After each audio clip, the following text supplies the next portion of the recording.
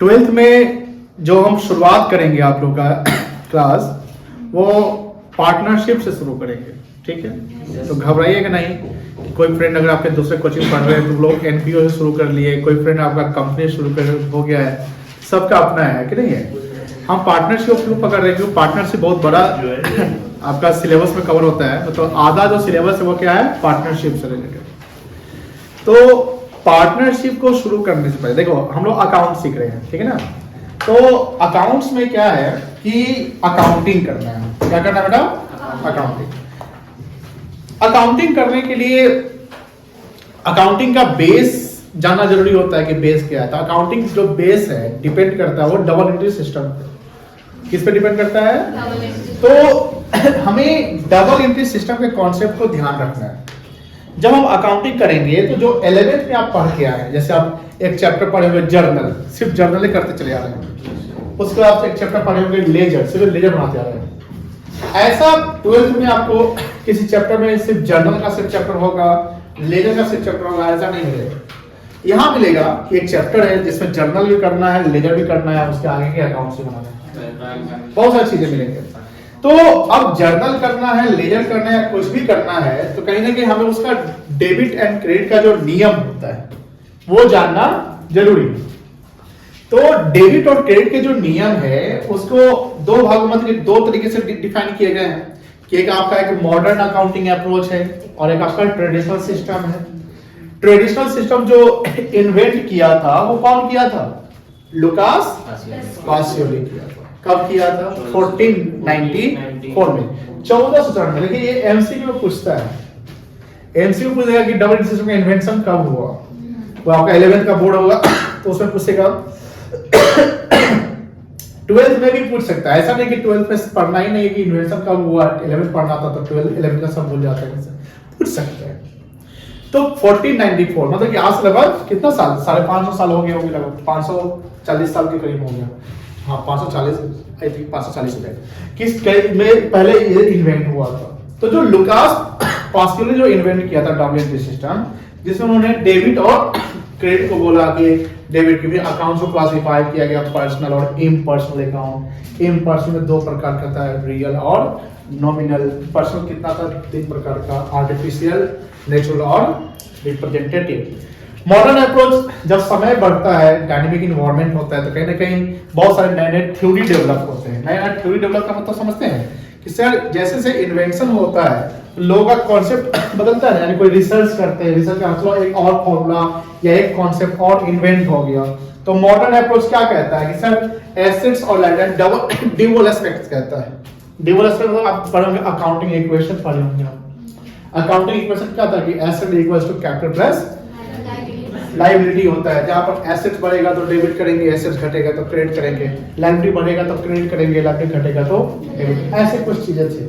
अब दोनों अप्रोच, इधर वो मॉडर्न अप्रोच हो, ट्रेडिशनल अप्रोच है, कोई भी अप्रोच से हमारा रिजल्ट सेम आता है। अब सवाल आती है कि जो हम सवाल बनाएंगे, यानी हम अकाउंटिंग करेंगे, किसको डेबिट करना है, किसको क्रेडिट करना है और किस अप्रोच से, डिपेंड्स ऑन यू।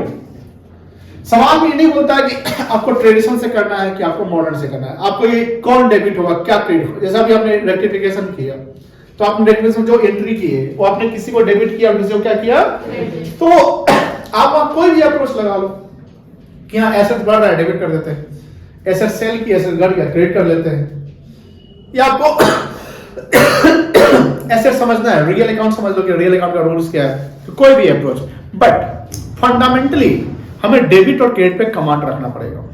अगर हम डेबिट और क्रेडिट पे कमांड नहीं करेंगे तो फिर अकाउंटिंग हम नहीं कर पाएंगे, क्योंकि सारा अकाउंटिंग क्या हो जाएगा, गलत हो जाएगा। सारा अकाउंटिंग क्या हो जाएगा बेटा, गलत हो जाएगा। और हम लोग डबल एंट्री सिस्टम पढ़ते हैं। क्या पढ़ते हैं, जैसे 11th में हमने एक चैप्टर पढ़ा था सिंगल एंट्री सिस्टम, याद है, accounting for incomplete record single entry. तो सिंगल एंट्री क्या था, जो छोटे छोटे व्यापारी करते हैं, लेकिन आप जो अकाउंटिंग करते हो एक ऑर्गेनाइज्ड वे में अकाउंटिंग करते हो। ऑर्गेनाइज क्या हुआ, संगठित वे में, यानी एक स्ट्रक्चरल अकाउंटिंग, यानी एक अकाउंटिंग जो करते हो सिस्टमैटिक। आप भूजा वाला का अकाउंटिंग नहीं करते, पानी पूरी वाला का अकाउंटिंग नहीं, ऑटो वाला अकाउंटिंग नहीं करते, लाइन अकाउंटिंग करते नहीं, वो तो अपना अकाउंटिंग खुद ही कर लेता है, ये कागज जारी रखे हुआ उसमें अपना हिसाब रखते हैं। आप जो अकाउंटिंग करते हो उस बिजनेस का करते हो जो बिजनेस का एक प्रॉपर लीगल रिक्वायरमेंट्स होता होगा, जैसे जीएसटी का कुछ होता होगा, भाउचर को रखना होता होगा, उसका सेल्स टर्नओवर ज्यादा होता होगा, प्रॉपर मैनेजमेंट होता होगा, इनकम टैक्स की बातें होती होंगी। तो सब जो टैक्सेशन पॉलिसी होती है, जीएसटी कितना आया कितना नहीं, कब इनकम कितना इनकम टैक्स देना है, क्योंकि सरकार की तो नजर होती है बिजनेस पे, लेकिन सरकार की किस बिजनेस पे नजर होगी? स्मॉल बिजनेस एकदम जो street side of bank hawker सब है उस पर नजर होगा सरकार का? नहीं। छोटा मोटा जो ट्यूशन कोचिंग था उस पर सरकार नजर होगा? नहीं होगा। सरकार में बड़े बड़े कोचिंग पे, बड़े बड़े बिजनेस पे, छोटे बिजनेस में हम क्या परेशान? वो तो अपना जीवन सर्वाइव करने के लिए बिजनेस कर रहे हैं, लेकिन जो बड़े लेवल पे जो बिजनेस कर रहा है वो सर्वाइव के साथ साथ प्रॉफिट, और कहने को उससे सोसाइटी में भी इंपैक्ट पड़ेगा। दैट्स व्हाई उसकी अकाउंटिंग आप एक स्ट्रक्चर वे में करते हैं, मतलब ऑर्गेनाइज वे में। और ऑर्गेनाइज वे में अकाउंटिंग करना है, that's why we are learning accounting. और अगर ऑर्गेनाइज वे में अकाउंटिंग करना है तो आप क्या पढ़ रहे हो? बिना पढ़ के भी अकाउंटिंग कर लोगे, इतना तो जानते ही हो। हिसाब किताब कोई भी रख सकता है, बट एक सिस्टमैटिक हिसाब किताब रखने के लिए ही आप अकाउंटिंग सीखते हो, आप नियम समझते हो। क्यों समझते हो?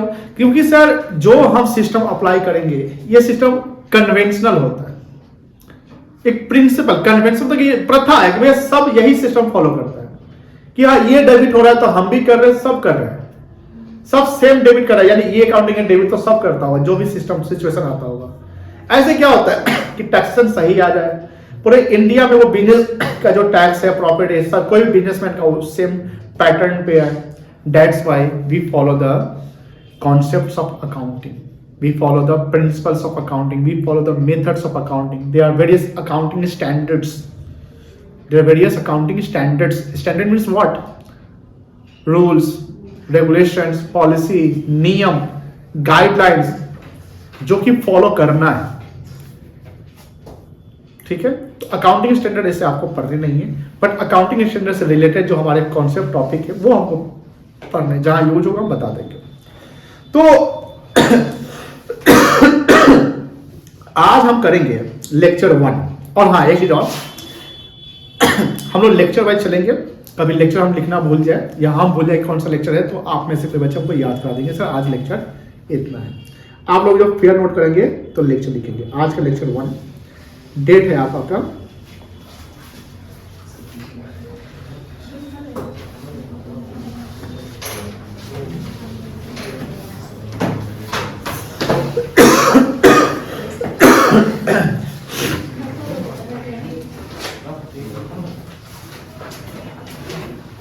before we starting,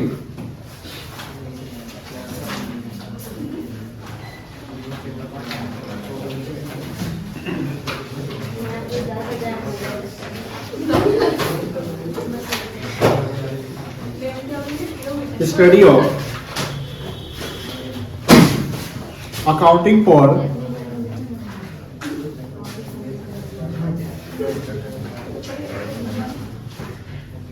किसी को अगर स्पेलिंग में दिक्कत होगा तो बेझिझक पूछिएगा, अपने मन से मत लिख लीजिएगा।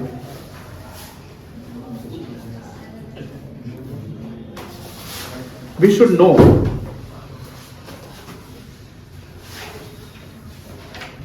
or revise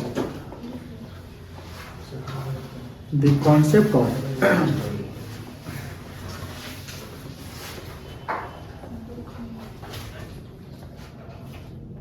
double entry system।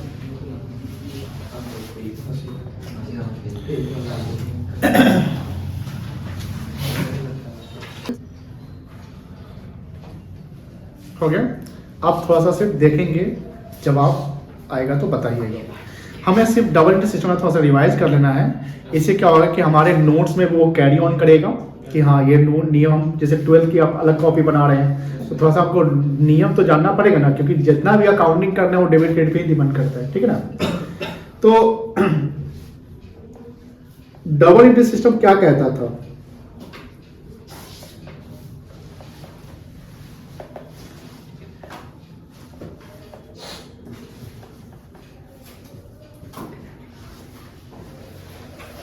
every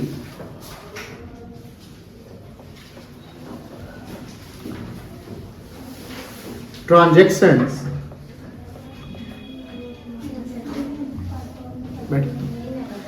and events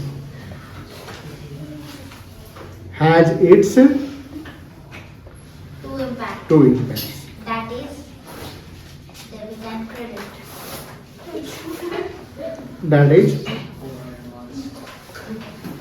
debit and credit. Debit and credit must have of equal, अब दोनों का वैल्यू क्या होना चाहिए बेटा? इक्वल होना चाहिए. Debit is equals to credit. Debit को शॉर्ट में हम डीआर लिखेंगे और क्रेडिट को शॉर्ट में सीआर लिखेंगे.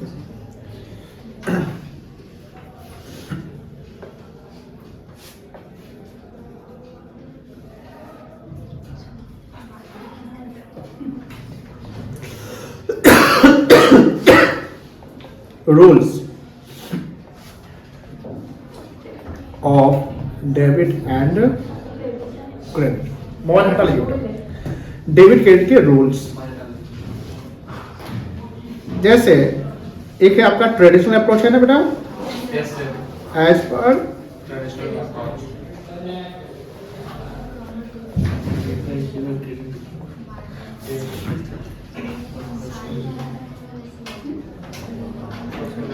अप्रोच. ट्रेडिशनल अप्रोच में जानते हैं अकाउंट्स को कितने वक्त बता गया है? Personal, real and nominal.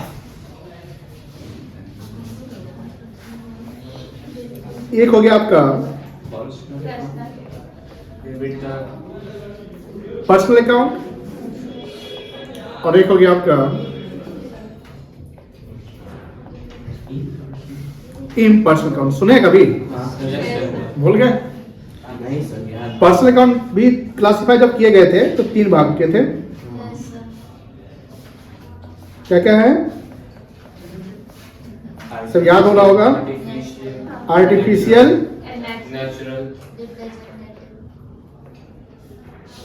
Natural. ऐसा लिखना है सर. जी बउआ सब कंटिन्यू कोई करना. नाम लिख रहा कोई नहीं लिख रहा है सर. रिप्रेजेंटेटिव. अभी सर बोले नहीं लिख. कोई बात नहीं, बाद में लिख सकते हैं, कोई मेरा नहीं. मन जाती. रिप्रेजेंटेटिव ठीक है. एंड इम्पर्सनल 2 प्रकार के हैं. मन करके ए भाई क्या हो रहा है? तुम्हारे मुंह पर लिखेंगे. ए भाई मिटाना गोबर. एक है आपका रियल, सब वीडियो रिकॉर्ड हो रहा है ध्यान रखना. सर ये झगड़ा कर रहा है यही और मैंने बोला था. नॉमिनल. Real and nominal. अब बताओ जो पर्सनल अकाउंट है आर्टिफिशियल में क्या आएगा बता सकते हैं? कुछ एग्जांपल.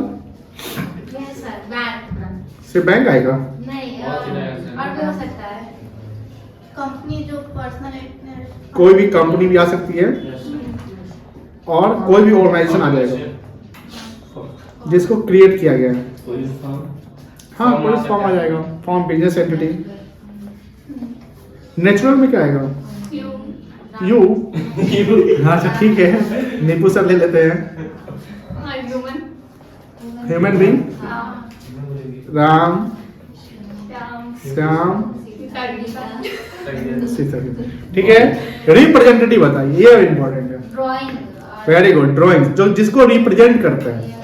देखिए ये सब ना पूछता है 12th में भी पूछेगा. जैसे पार्टनर्स का कैपिटल कौन सा अकाउंट है, पार्टनर्स का ड्राइंग कौन सा, जो आगे पढ़ोगे तो ये सब जरूरी है. हम ऐसा नहीं कि जो बता रहे हो 11th में ही पढ़ना है 12th नहीं, सब लिंक्ड है.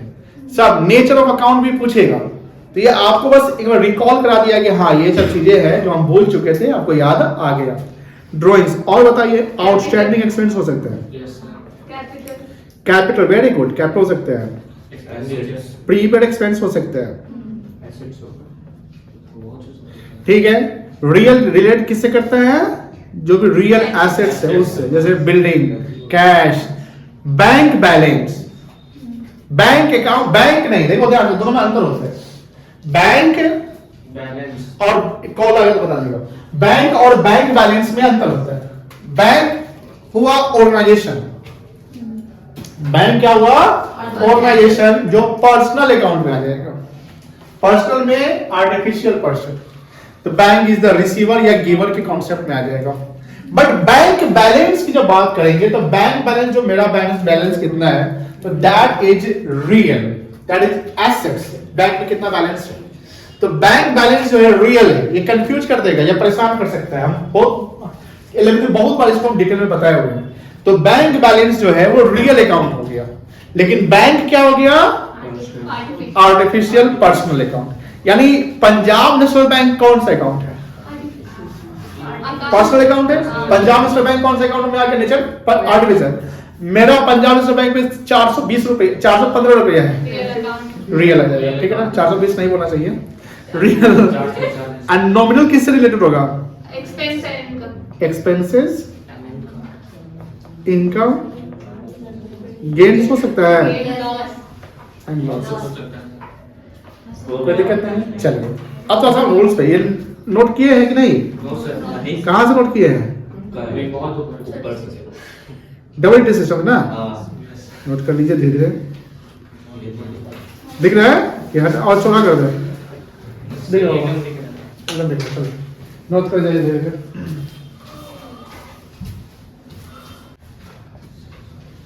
Rules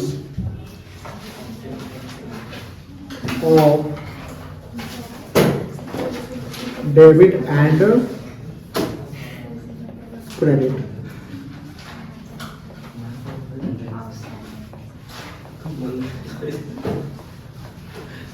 Traditional approach.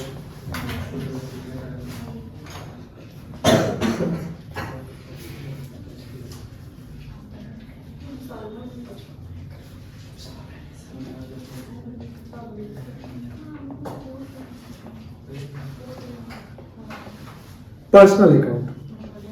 चलो अंकित बताओ बेटा, पर्सनल अकाउंट का रूल क्या होगा,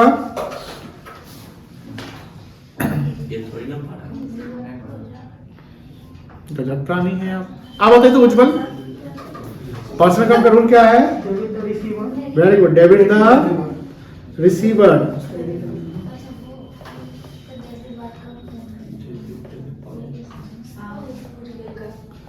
and credit the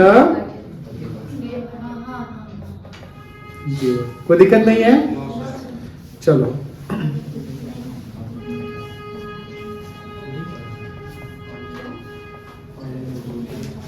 real account, Bhavna real account का रूल बता दो बेटा।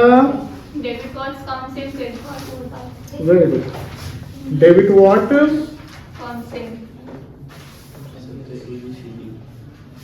Comes in,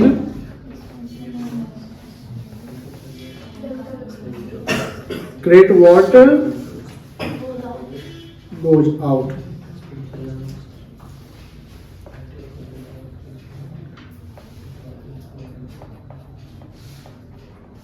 nominal account, Aastha बताओ तो बेटा रोल इसका,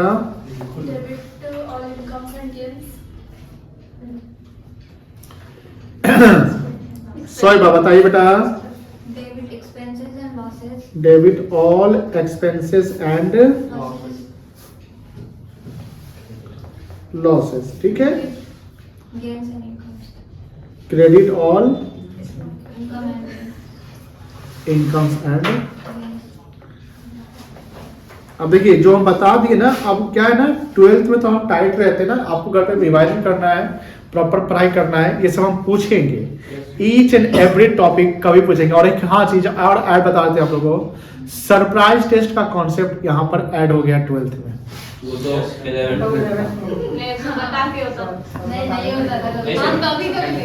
हम सरप्राइज टेस्ट 12th में 11th में लेते थे, लेकिन कम लेते थे, लेकिन यहाँ तैयार रहिएगा, यहाँ सरप्राइज टेस्ट कभी भी हो जाएगा आपको, और किसी भी टॉपिक पे हो जाएगा।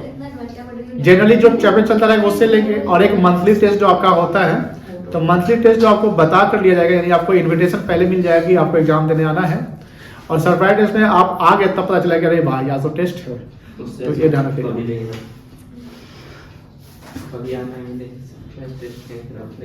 पहुंच जाएंगे। जो नहीं है उसको गार्डन में फोन कर दीजिए। यहाँ पर आर्यन का वॉइस रिकॉर्ड हो गया है, हाँ। अभी हम एडिट भी नहीं करेंगे, डाल देंगे। चलिए यहाँ पर रूल समझ गए। पर्सनल अकाउंट का रूल क्या है? पर्सन से रिलेटेड है तो पर्सनल अकाउंट को debit the receiver, credit the giver. Real account asset से रिलेटेड है, जो एसेट्स आया डेबिट करेंगे, जो एसेट्स गया क्रेडिट करेंगे। And nominal account income expense से रिलेटेड है, तो एक्सपेंस से लॉसेस को हम डेबिट करेंगे और इनकम एंड गेन्स को क्रेडिट। ये माइनर है, यानी कोई भी इनकम एक्सपेंस क्या होगा, इनकम और गेन क्या होगा, क्रेडिट होगा। कोई भी एक्सपेंस लॉस क्या होगा, डेबिट होगा। अब rules of debit credit as per modern approach भी हम लोग समझ लेते हैं। Copy paste.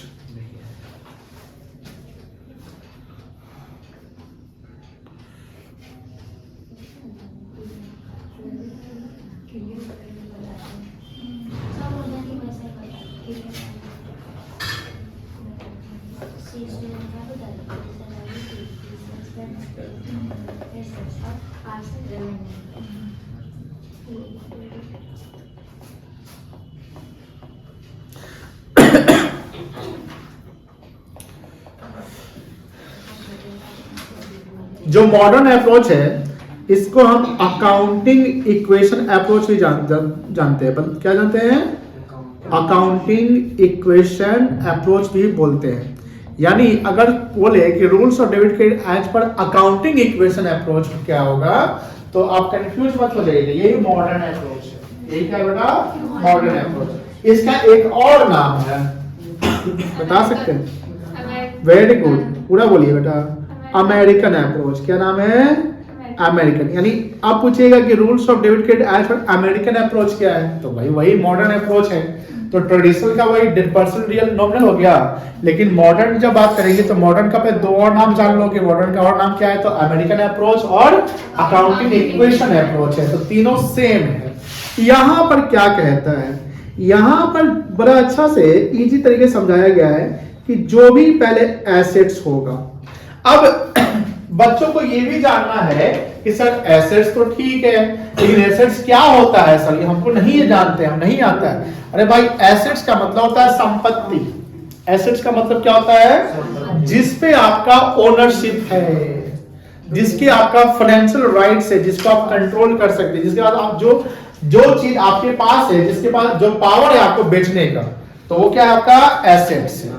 तो एसेट समझ गए, जैसे cash in hand, cash at bank, furniture, building, machinery, prepaid expenses, debtor, investment, है ना, ये सब हमारा क्या है? एसेट्स है। तो एसेट्स की बहुत मजेदार बातें हैं कि सर एसेट्स में अगर एसेट इंक्रीज कर जाए तो हम इसको डेबिट करना है। बहुत सिंपल है। एसेट इंक्रीज कर जाए तो यानी मतलब कैश मेरा बढ़ गया तो कैश अकाउंट डेबिट हो जाएगा। बैंक बैलेंस बढ़ गया, कोई चेक हमको दिया, हम चेक जमा कर दिए तो बैंक बैलेंस बढ़ जाएगा, तो बैंक क्या हो जाएगा? डेबिट जाएगा। आज हमको कोई ट्यूशन फी दिया, तो मेरे पास कैश आ गया ना, तो कैश आ गया तो कैश क्या हो जाएगा? कैश अकाउंट क्या हो जाएगा? डेबिट हो जाएगा। हमने किसी को रेंट दे दिया तो मेरा कैश घट गया, तो कैश घट गया तो कैश अकाउंट क्या हो जाएगा? क्रेडिट हो जाएगा। हम मशीन खरीदे तो मशीन अकाउंट क्या हो जाएगा? डेबिट। मशीन हम बेच दिए तो मशीन अकाउंट क्या हो जाएगा? क्रेडिट। फर्नीचर खरीदा, डेबिट। फर्नीचर बेचा, क्रेडिट। तो जहां एसेट्स बढ़ेगा हम डेबिट करेंगे और जहां एसेट्स घटेगा तो क्या करेंगे?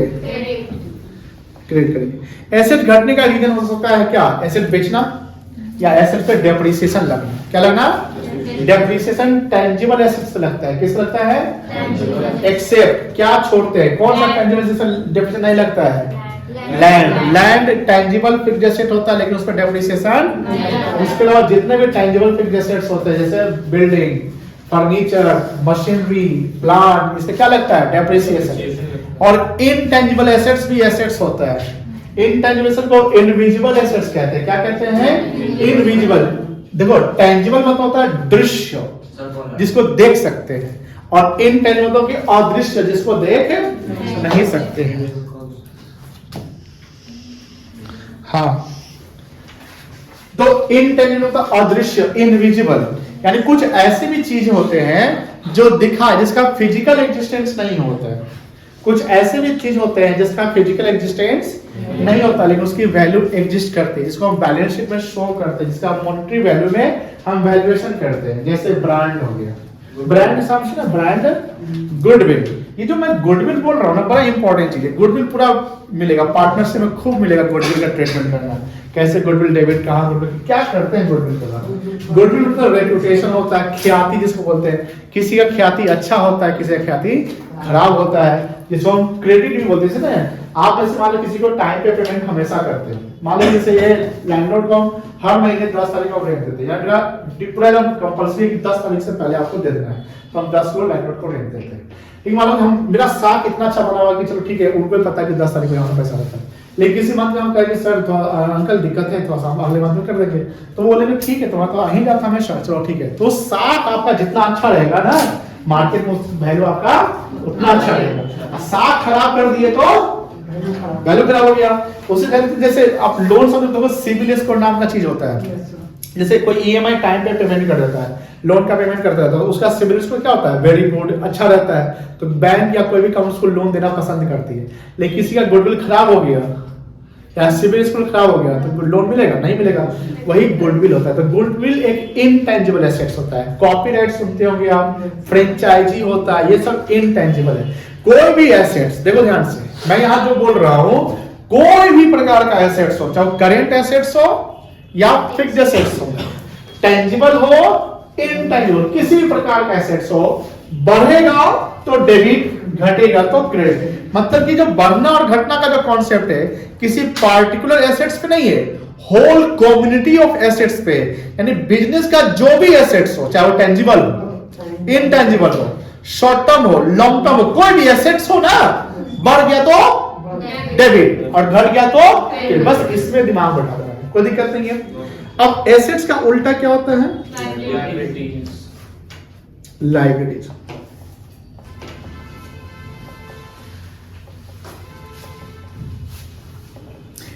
में अगर लायबिलिटी इंक्रीज किया तो हम क्या कर लेंगे बेटा, क्रेडिट कर लेंगे। और लायबिलिटी अगर डिक्रीज किया तो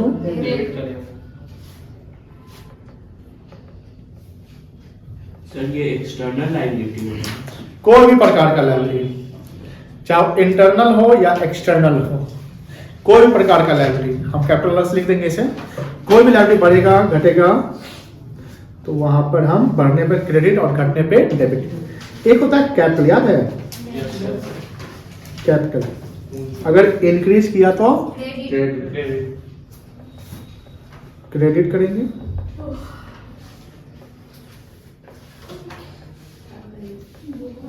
डिक्रीज किया तो डेबिट करेंगे।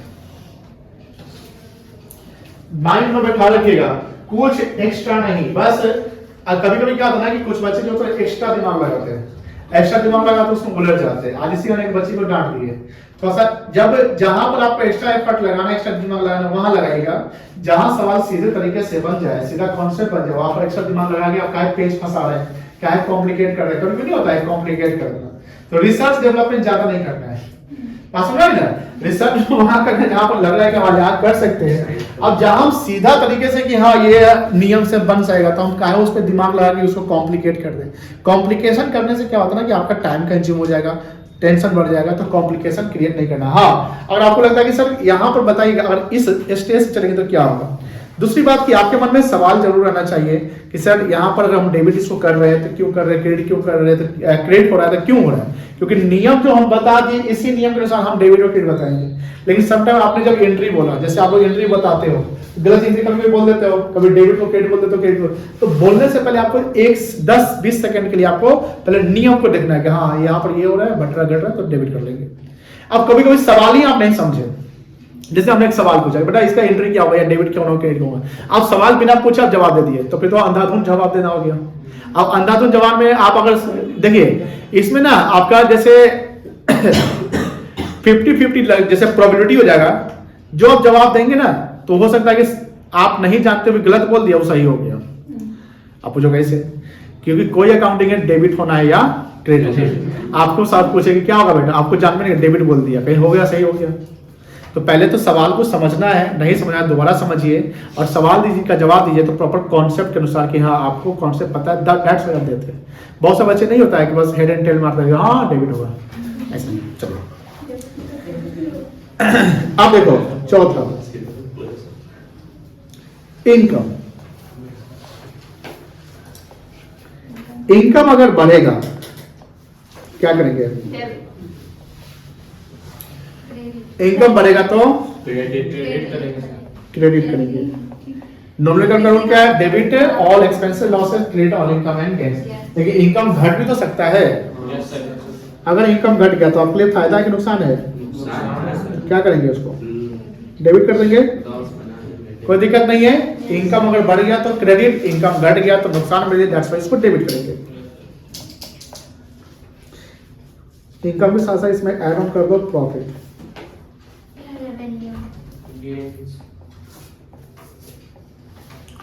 एक्सपेंसेस, एक्सपेंस अगर बढ़ गया तो क्या करेंगे? डेबिट करेंगे। डेबिट करेंगे, सॉरी, और घट गया तो एक्सपेंसेस और लॉस एक साथ लिखने हैं। हाँ लिख सकते हैं।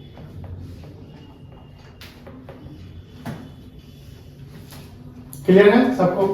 अब यहां पर ये समझ गए डेबिट क्रेडिट क्या हो गया, बेसिक समझ गए, कोई दिक्कत नहीं है। हम आगे बढ़ सकते हैं, यस सर। आगे बढ़ते हैं।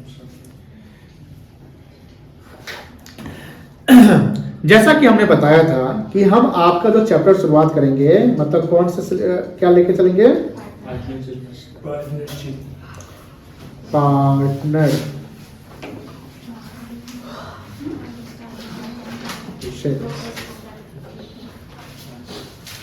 तो पार्टनरशिप जो सिलेबस है, मतलब पार्टनरशिप जो में जो क्या क्या हमको पढ़ना है, तो पार्टनरशिप पूरा पार्टनरशिप हमको पढ़ना है। यहाँ पे 11th में जो आपने पढ़ा था वो पढ़ा था प्रोप्राइटरशिप। क्या पढ़ा था?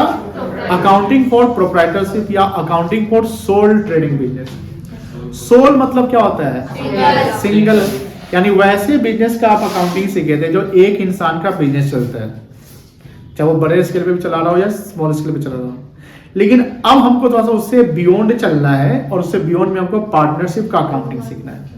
तो पार्टनरशिप का अकाउंटिंग सीखना है तो पार्टनरशिप में मुझे क्या क्या पढ़ना है, पहले तो हम क्या इसके एक माइंड में भर लेते हैं कि क्या क्या चैप्टराइजेशन कर लेते हैं। पार्टनरशिप सबसे पहले क्या कर ले हम लोग? चैप्टराइजेशन, मतलब चैप्टर बांट लेते हैं, क्या क्या चैप्टर बनेगा। कोई कुछ बोला क्या?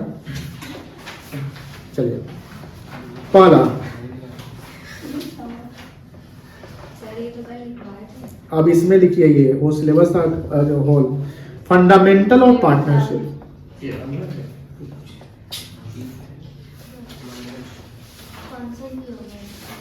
फंक्शन नहीं है बेटा।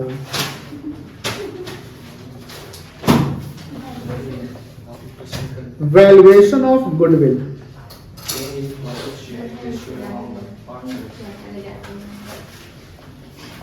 Change in profit sharing among the partners. Change in profit sharing ratio among the partners. Profit sharing ratio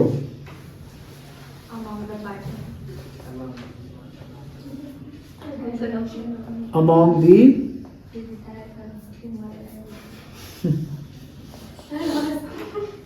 क्या हुआ? बोल रहे कि रिटायर करेगा फिर मर जाएगा। एडमिशन ऑफ अ पार्टनर, पहले उसको लाओ, बुलाओ, फिर उसको भगाओ, और उसके बाद कंपनी बंद कर दो, पार्टनरशिप कर admission of a new partner. उसके बाद जेल में कर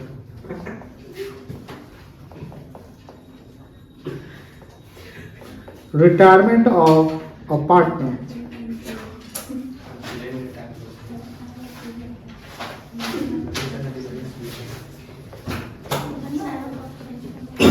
डेथ ऑफ अ पार्टनर, बहुत अल्लाह वाला एंड डिसॉल्यूशन ऑफ फर्म।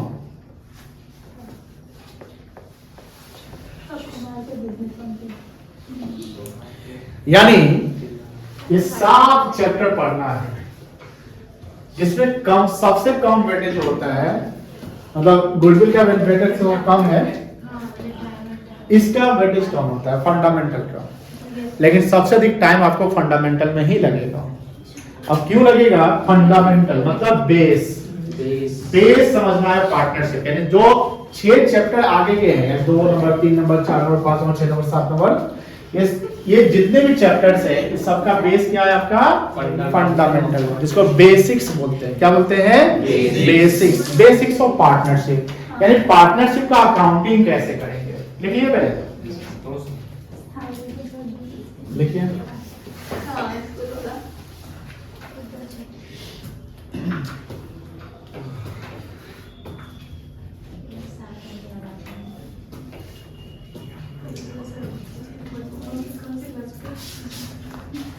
जी लिख लिए?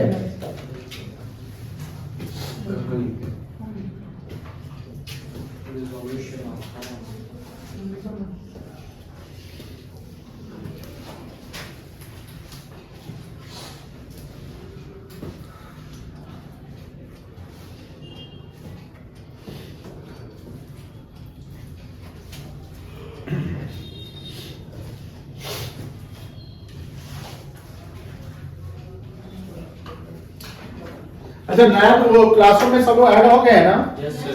नया क्लासरूम जो बना है, Yes. आप बेटा अपना नंबर लेके या ईमेल आईडी देके क्लास में अभी ऐड हो जाइएगा, ठीक है ना? तो लोग ऐड हो गया है? ऐड हो जाइए। अब क्लास के बाद कर लीजिएगा। लिंक भेजा था ना? सिर्फ PDF सर। हाँ, उसमें सब कुछ वहीं जाएगा। यस। क्लासरूम में इसलिए डालेंगे कि जो नए बच्चे के ऐड होंगे तो उनको भी मिल जाएगा। ग्रुप व्हाट्सएप में क्या होता है ना कि जो नया ज्वाइन किया तो सर पहले आप भेज दीजिए, है ना? ये टेंशन रहता है। चलिए आगे।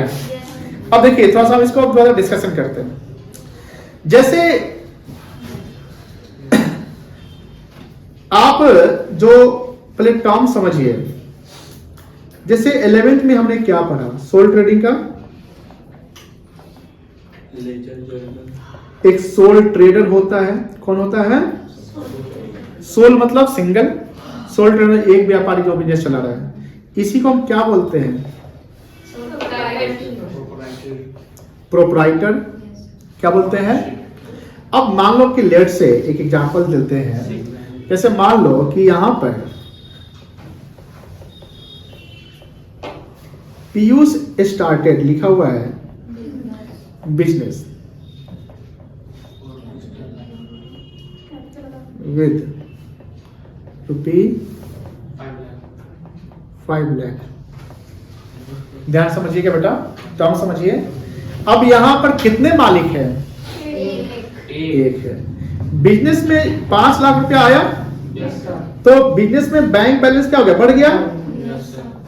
तो बैंक बैलेंस बढ़ गया कितना से? 5 लाख। और 5 लाख से क्या बढ़ गया? और कैपिटल कैपिटल बढ़ गया।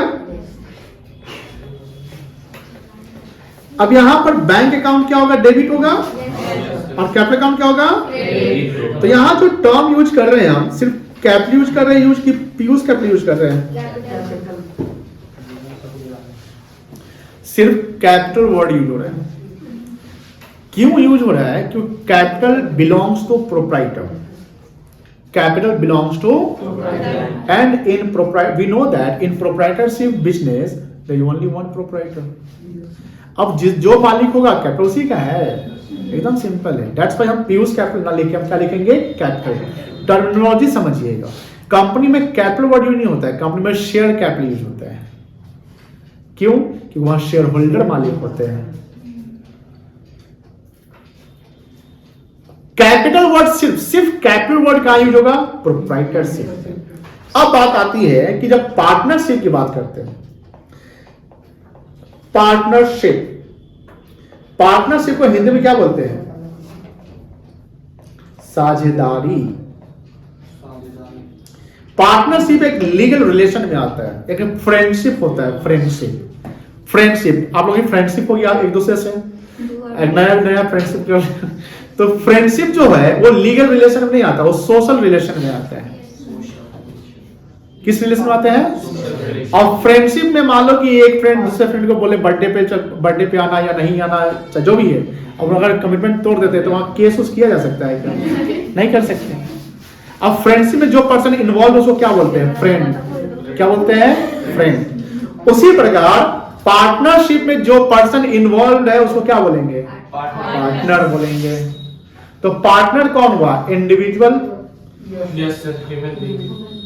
क्या सभी लोग पार्टनर हो जाएंगे? नहीं, पार्टनर वही होंगे जो उस फर्म के लिए, उस बिजनेस के ओनर होंगे। लेकिन इस बार ओनरशिप जो है वो बंटने वाला है। सोल ट्रेडिंग में ओनरशिप बंटता नहीं है, ओनरशिप सिंगल हैंडेड, यानी वन मैन आर्मी टाइप का, वन मैन बिजनेस चला रहा है, यानी वन मैन ही सारा डिसीजन ले रहा है। यहां पर क्या है कि पार्टनरशिप में कम से कम, जैसे साझेदारी की जब बात आएगी तो कम से कम दो इंसान का होना जरूरी है। एक इंसान पार्टनर कैसे होगा भाई? अब आपको बोला गया कि न्यूयॉर्क में पार्टनर के साथ आना है तो कम से कम एक के साथ जाना पड़ेगा। कम से कम कितने पर्सन होना चाहिए? दो। तो पार्टनरशिप में जो इन्वॉल्वमेंट है कि पार्टनर होंगे तो मिनिमम, मैं वर्ड क्या यूज कर रहा हूं? मिनिमम, मैक्सिमम यूज नहीं कर रहा हूं। मिनिमम जो पर्सन होंगे वो 2 होंगे। मैक्सिमम का एक लिमिट होता है, किसी को पता है? 50 होता है। तो मिनिमम 2 होंगे। अब मान लो कि यहां तो पीयूष था, लेकिन पीयूष होता है कि अब हमको बिजनेस को एक्सपैंड करना है। क्या करना है? एक्सपैंड। एक्सपैंड मतलब क्या होता है? बढ़ाना है। अब पीयूष मान लो कि चार्ट अकाउंटेंट है। क्या है? चार्ट अकाउंटेंट है। वो जानता है कि बिजनेस और फाइनेंशियल मैनेजमेंट कैसे करते हैं, लेकिन वो जान रहा है कि भैया अकेले हम सब कुछ नहीं कर सकते और हमको कुछ और दिमागी, कुछ और पैसे वाले लोगों की जरूरत पड़ेगी। तो पीयूष सोचता है कि आप प्रोप्राइटर से बिजनेस को हम कन्वर्ट कर देते हैं पार्टनरशिप। क्या कोई भी पार्टनर से बिजनेस से पहले प्रोप्राइटर बिजनेस का होना जरूरी है? ऐसा नहीं है, ऐसा नहीं है। अब जैसे 4 आदमी मिलकर बिजनेस सोचेगा चलो बिजनेस शुरू करते हैं, ऐसा हो सकता है। बस हम यहाँ पे एग्जांपल लेते हैं। अब साझेदारी बिजनेस में जब आता है तो एक आता है पीयूष, एक आता है आर्यन, एक आता है, आप ही लोग का एग्जांपल लेते हैं, उज्जवल। उज्जवल का स्पेलिंग क्या है? उज्जवल। 3 रखते हैं। अब यहां पर पीयूष लगाता है 5 लाख रुपया, बोलता है कि हम 5 लाख रुपया इन्वेस्ट करते हैं। ध्यान सुनिएगा बेटा। आर्यन बोलता है हम ले 7 लाख इन्वेस्ट कर देता है। उज्जवल करता है कि ले 12 लाख रुपया।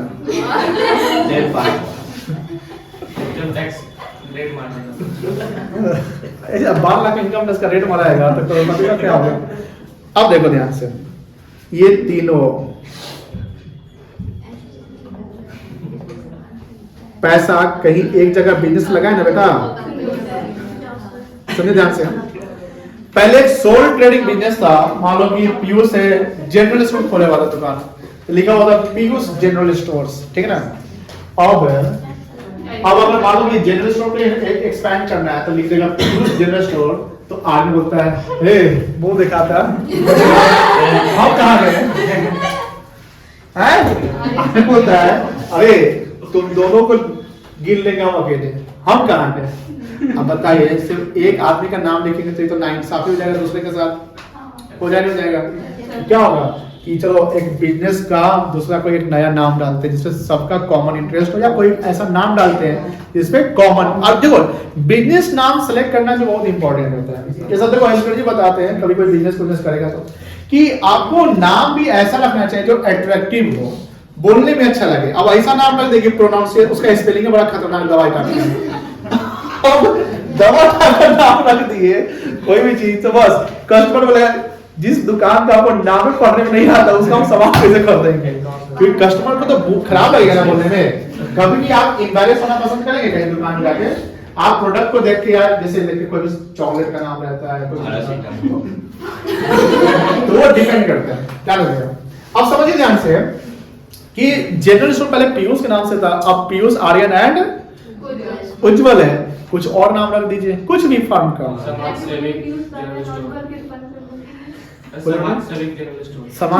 समाज सेवी तो नहीं रख सकते हैं, क्योंकि समाज सेवी रखने से मतलब हो गया कि भैया ये एनजीओ टाइप का हो। आप फर्म का मतलब पार्टनरशिप जो आप पढ़ रहे हो तो बिजनेस पढ़ रहे हो। बिजनेस का जो सुनिए ध्यान से, बिजनेस का जो मेन इंटेंशन होता है वो प्रॉफिट कमाना होगा। फर्म में प्रॉफिट वर्ड होना जरूरी है, फर्म बिना प्रॉफिट का नहीं हो सकता। पार्टनरशिप का मतलब हुआ बिजनेस, बिजनेस का मतलब हुआ प्रॉफिट अर्निंग। समाज सेवा पार्टनरशिप नहीं होता। समाज सेवा अपने एनजीओ के लिए जिससे पार्टनर नहीं हो गया। पार्टनर का मतलब साझेदार, जहां प्रॉफिट के लिए हम पार्टनर बने। अब पार्टनरशिप, अब मान लीजिए जैसे 3 लोग मिलकर बोल माफ में जैसे आप जाते हैं, सब लोग नींबू पानी पिलाते हैं, दवा खिलाते हैं, जो भी है, 3-4 लोग मिलकर सब लोग पैसा लगाते हैं, तो वो बिजनेस नहीं है, वो पार्टनरशिप नहीं कहलाएगा। ध्यान रखिएगा, वो सोशल वर्क हो गया। उसको कोरिलेट करिए, पूछ भी सकता है। लेकिन मान लीजिए तीनों दोस्त मिलकर आप वहां पर एक ढाबा खोल दिए, चलो समोसा लिट्टी चना दुकान खोल देते हैं, तो वो पार्टनरशिप कहलाएगा। पार्टनरशिप में बिजनेस का होना जरूरी है। अब मान लो कि पीयूष कितना लगाया बिजनेस में, आर्यन कितना लगाया और उज्जवल कितना लगाया, 50%। बताइए। टोटल कैपिटल ऑफ फर्म, ध्यान से बेटा, टोटल कैपिटल ऑफ फर्म। अब सर फर्म का मतलब क्या हुआ? फर्म मतलब business. The group of partners is called firm. जहां पर बिजनेस का एक नाम होगा उसको फर्म नेम कहते हैं। इसको क्या कहेंगे? फर्म नहीं। प्राइवेट लिमिटेड बेटा कंपनी में आ गया। प्राइवेट लिमिटेड किस में आ गया? प्राइवेट लिमिटेड जैसे आ गया वो कंपनी हो जाएगा, पार्टनरशिप फर्म नहीं होगा। ध्यान समझ में। पार्टनरशिप का एक एक्ट है, अपना एक्ट है 1932।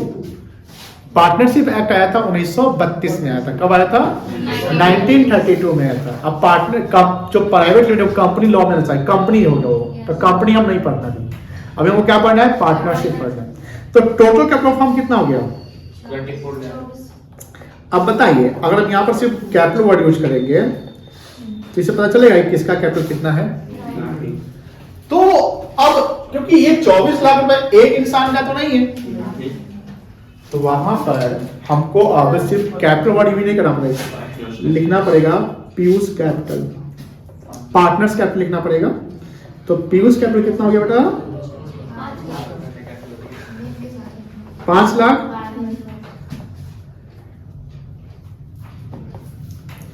आर्यन, ये आर्यानी नहीं है,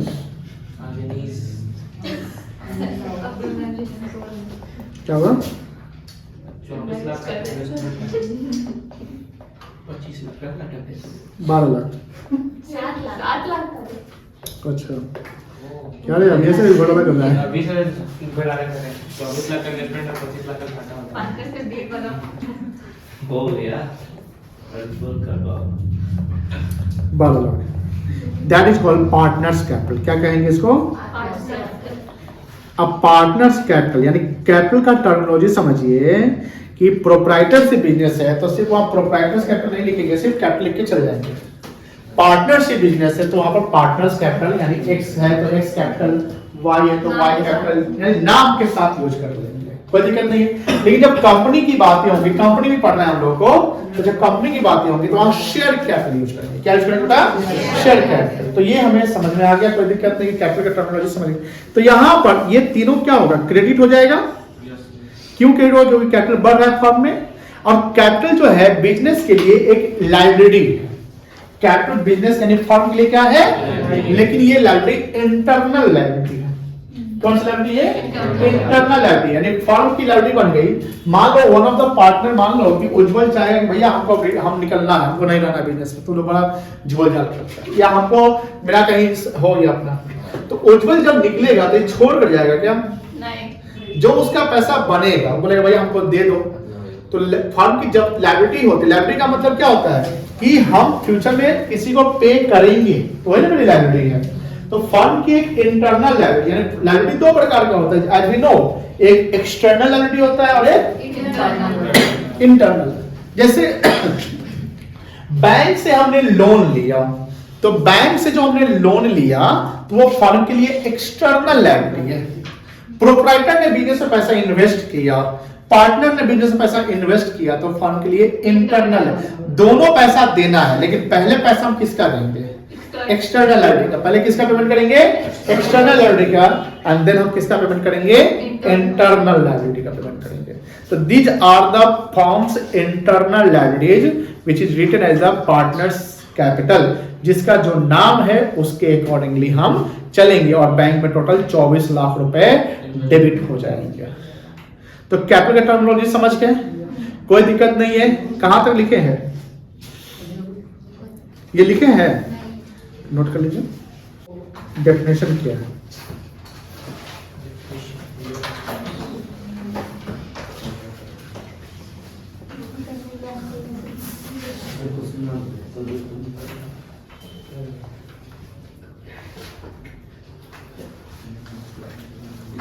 definition of partnership.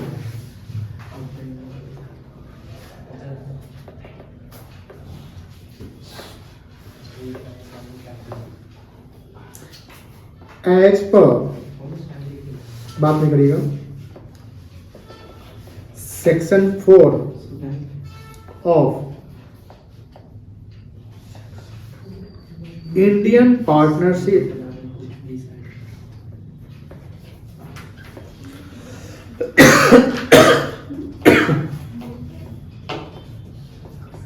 Act 1932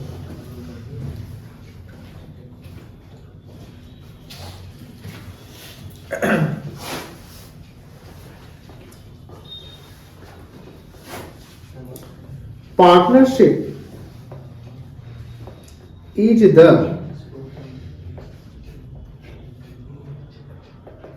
relation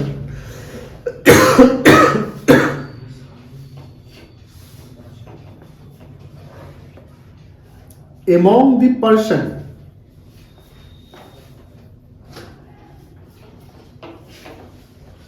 who are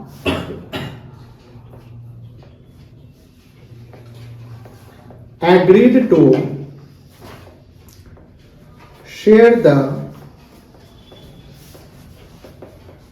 profits in the business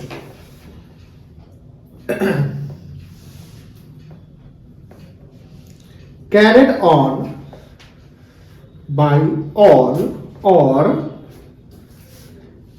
any of them